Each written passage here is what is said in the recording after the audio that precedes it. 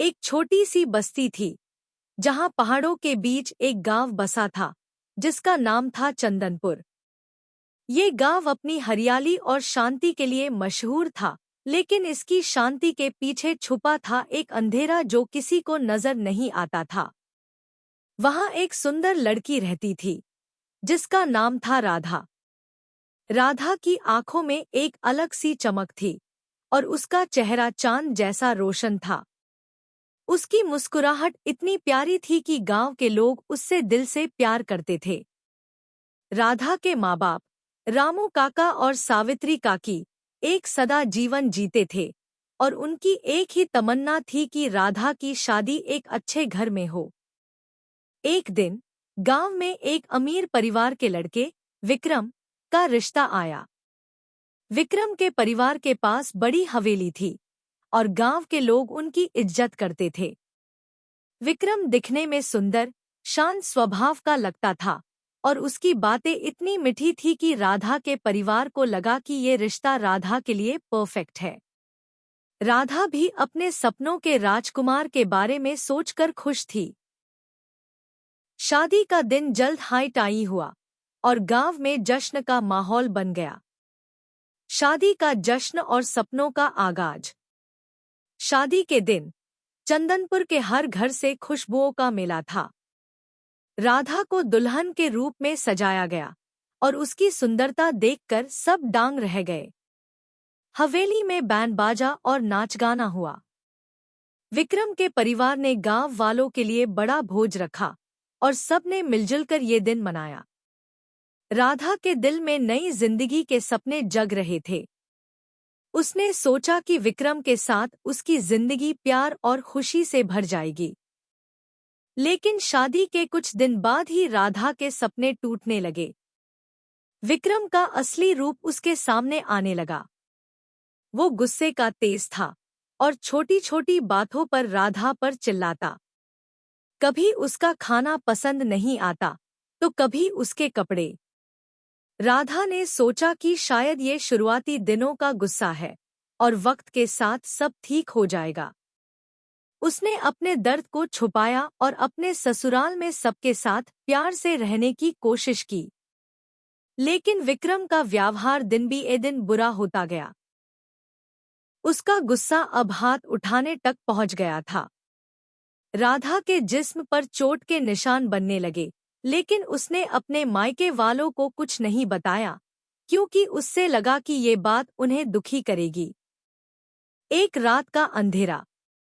एक रात जब राधा ने विक्रम से अपने मायके जाने की बात कही, विक्रम का गुस्सा हद पार कर गया।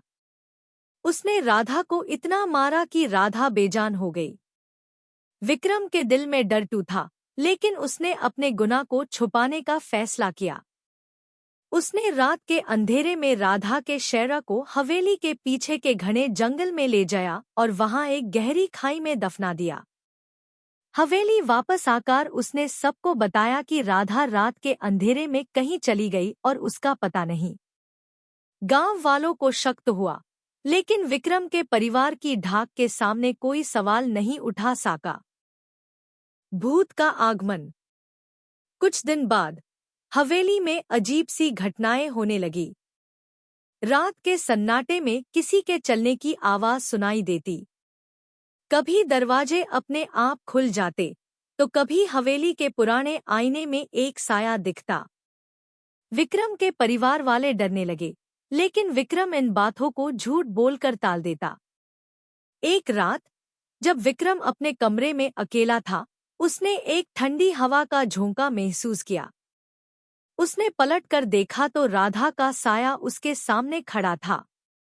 उसका चेहरा सफेद, आंखें लाल और बाल बिखेरे यूदा।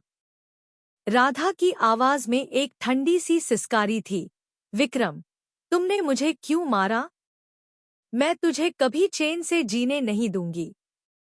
विक्रम के होश उड़ गए। उसने चिल्लाते हुए कहा, तुम जिंदा नहीं हो, तुम मर चुकी हो।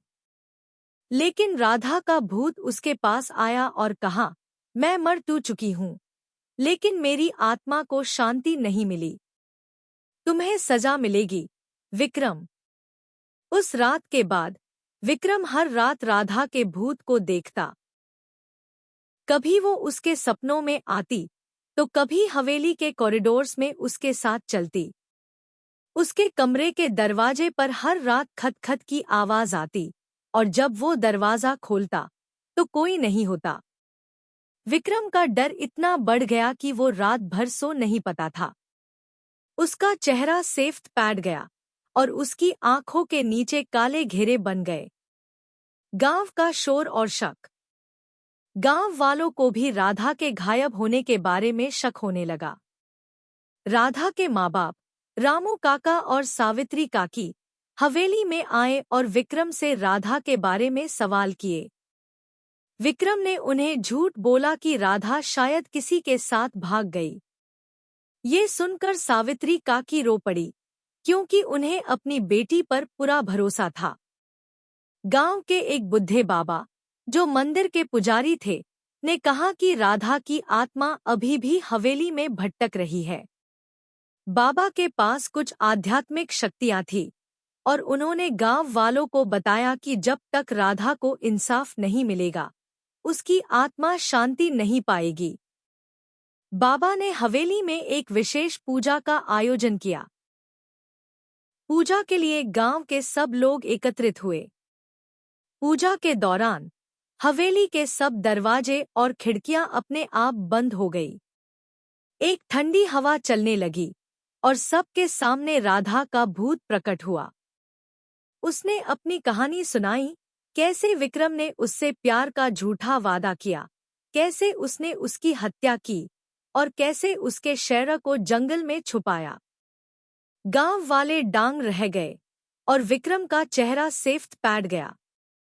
उसने भूत को झूठ बोलने के लिए चिल्लाया, लेकिन राधा का भूत उसके सामने खड़ा रहा और कहा, तुम झूठ नहीं बोल सकते विक्रम।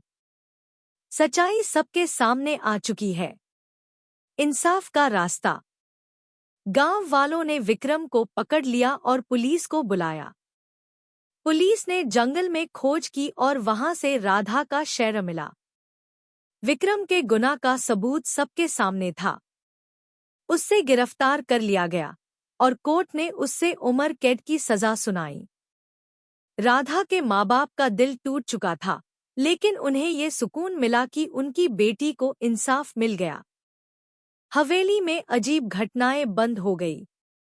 गांव वालों का मानना था कि राधा की आत्मा को अब शांति मिल गई थी, लेकिन हवेली के आसपास अब भी एक डर का माहौल था। लोग कहते थे कि हर अमावस की रात राधा का साया हवेली के जंगल में दिखता है। कुछ लोगों ने तो ये भी कहा कि वो राधा की आवाज सुनते हैं, जो अपनी कहानी को याद दिलाने के लिए वापस आती है। एक सिख और कहानी का एंड। ये कहानी सिर्फ राधा और विक्रम की नहीं, बल्कि एक बड़ी सीख देती है। गुनाह चाहे कितना भी छुपा लो, सच एक दिन सबके सामने आ ही जाता है। राधा की आत्मा ने ना सिर्फ अपने लिए इंसाफ मांगा, बल्कि गांव वालों को भी ये सीख दी कि प्यार और विश्वास के साथ किसी का दिल नहीं दुखाना चाहिए। चंदनपुर के लोग आज भी राधा की कहानी सुनते हैं और हवेली के उस जंगल में कोई अकेला जाने से डरता है।